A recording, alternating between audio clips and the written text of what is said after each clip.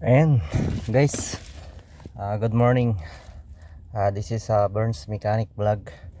So ngayon guys, mayroon tayo ditong Ford Raptor 2017 model. So problema na to, nasunog yung kanyang turbo, mga hose. So ngayon, dead yung battery. Wala siyang power. Hindi siya ma-start, hindi siya ma-on. Tapos ito, yan guys, hindi siya ma-release yung Ngayon guys, tuturo ko sa inyo kung paano to ma-neutral natin, kasi automatic to. Yan hindi mo magalaw kasi wala siyang ignition. So nandito guys yung sikreto nito. Yan, turo ko sa inyo.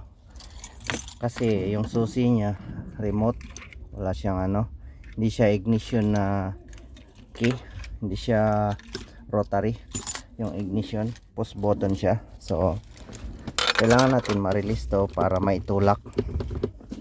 So ito guys, natatanggal to. Ayan. So ang dumi. So ito guys, makikita nyo dito mayroon siyang maliit na cover dito. Yan, tatanggalin natin yan guys.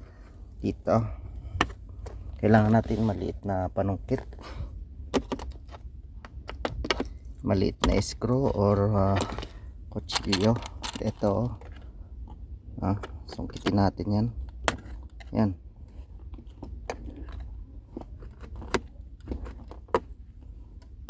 ayun. Yan guys, dito. Tapos dito guys sa loob, ayun, itong maliit na na to, naka-osli, kulay white,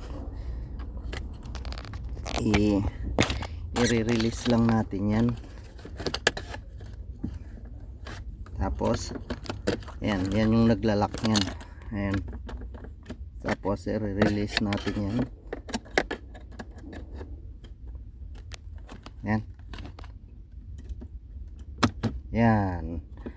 Yan guys, na-neutral na natin.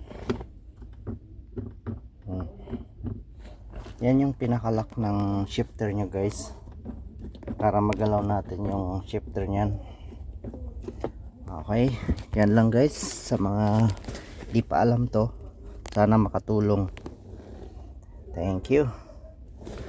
Ford Raptor 2017 model. Okay.